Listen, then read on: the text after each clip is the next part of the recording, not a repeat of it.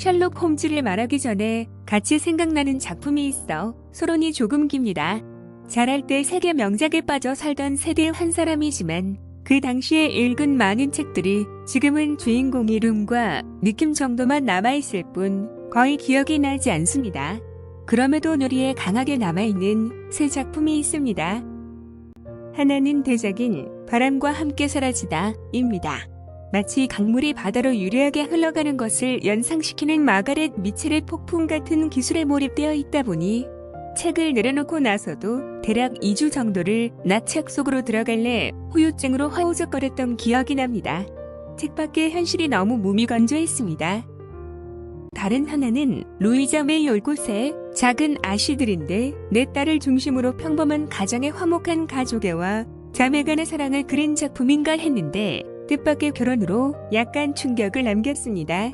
로맨스 소설이나 드라마 작가라면 알아서 두 주인공인 조와 로리를 결혼시켰겠지만 올콧은 두 사람을 결혼시키라는 독자들의 열화와 같은 응원에도 삶은 언제나 원하는 대로 이루어지지 않는다는 것을 반증이라도 하듯이 각각 다른 사람과 결혼시킵니다.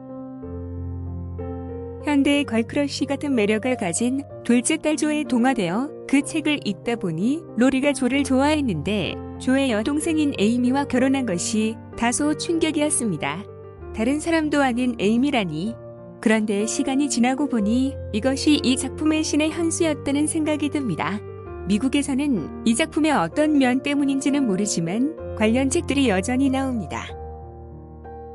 마지막 작품은 안개 낀 런던의 베이커 거리를 떠오르게 하는 코난 도일의 셜록 홈즈 시리즈입니다.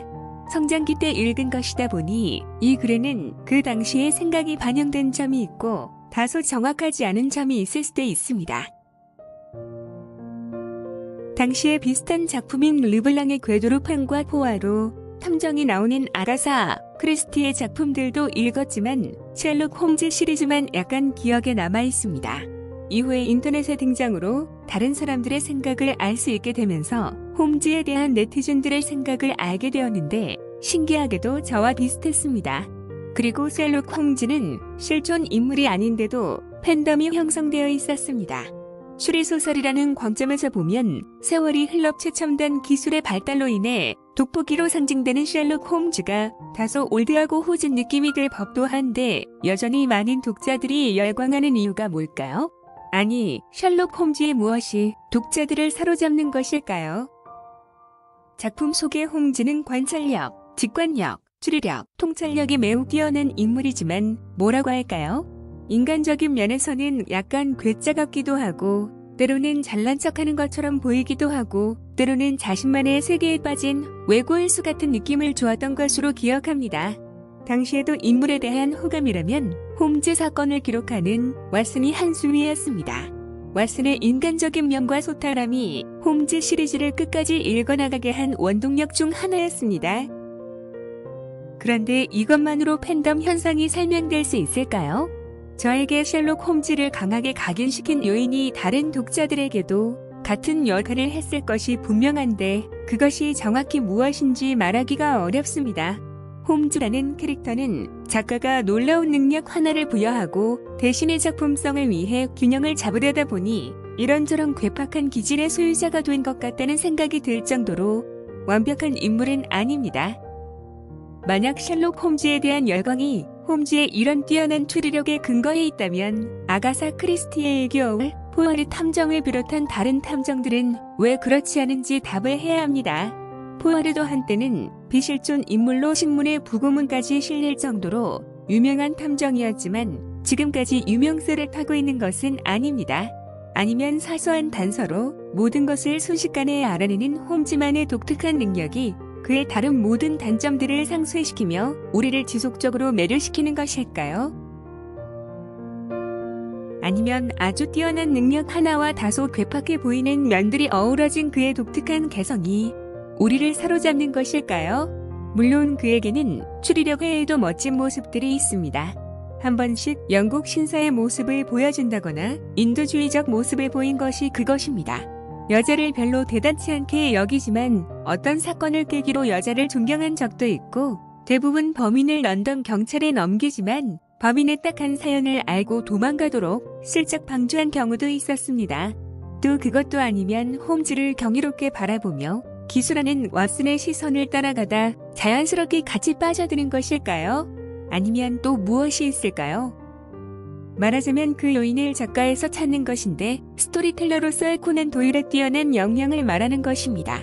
탄탄한 스토리 구조, 홈즈와 왓슨의 조화로운 조합, 그리고 이야기 전개의 추리적 재미, 주변 인물과의 유기성이 셜록 홈즈를 이렇게 오래도록 사랑받는 작품으로 만든다는 것입니다.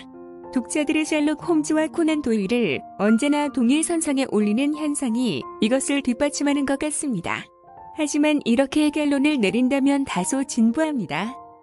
로버트 맥기가 스토리라는 저서에서 훌륭한 스토리에는 극적인 사건이 주는 놀라운 변화, 인간에 대한 이해, 감추어진 진실은 다를 수 있다는 이중성에 대한 이해, 완벽한 작품을 추구하는 열정과 노력 등이 있어야 한다고 했는데 셜록 홈즈에는 이 모든 요소들이 있습니다.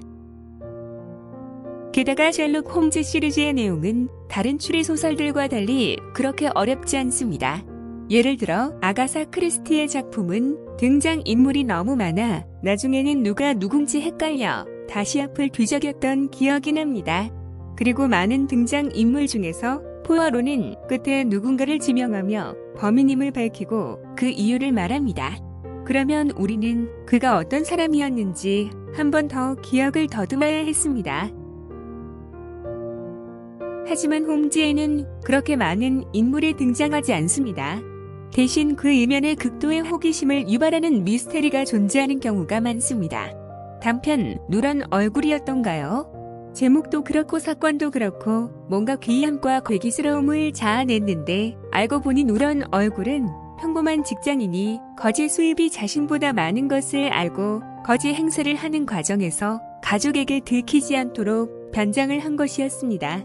당시에도 무슨 이런 반전이 있나 하는 생각과 그런 발상에 놀랐다는 생각을 했습니다.